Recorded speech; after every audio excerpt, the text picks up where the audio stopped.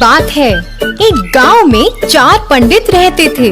चारों बचपन से ही दोस्त थे। किताबें पढ़ के उन्होंने खूब ज्ञान प्राप्त भी कर लिया था।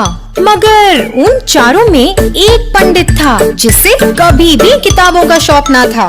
भाइयों, मुझे लगता है हमें अपने इस ज्ञान का सही उपयोग करना चाहिए। हमें शहर जाना चाहिए जिससे हम पैसा कमा सकें। हाँ, ये बहुत अच्छा सुझाव है, पर हमें हमारे साथ विट्ठल को लेकर नहीं जाना चाहिए। अगर वो हमारे साथ आया तो हमें कोई लाभ नहीं होगा। हाँ, एकदम सही बात बोले हो। अरे, तुम ऐसे कैसे सोच सकते हो? हम शुरू से ही साथ में रहे हैं। एक थोड़ा हिस्सा तो हम उसे दे ही सकते हैं। हाँ, ठीक है।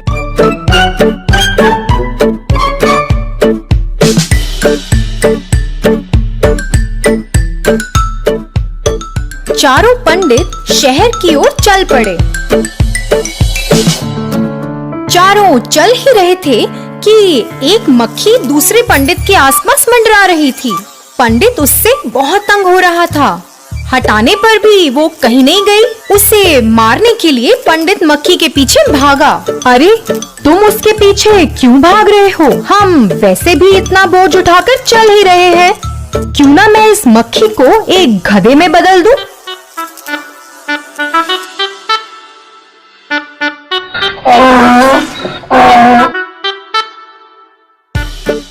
हाँ, हम अपना सामान गधे पे चढ़ाकर आराम से यात्रा कर सकते हैं। एक गधा इतना बोझ नहीं उठा पाएगा, तो आप अपना सामान मुझे दे सकते हो।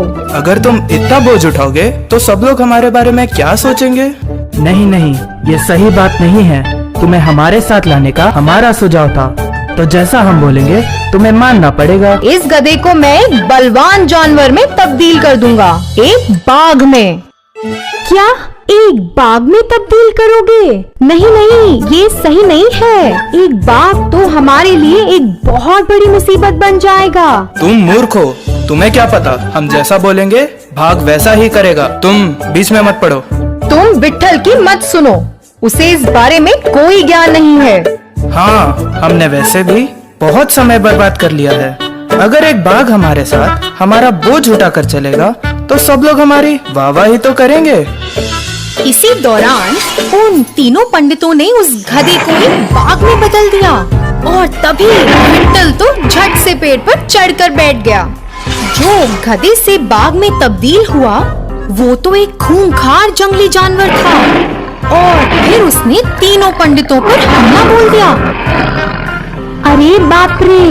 अगर इन्होंने मेरी बात मानी होती, तीनों जीवित होते।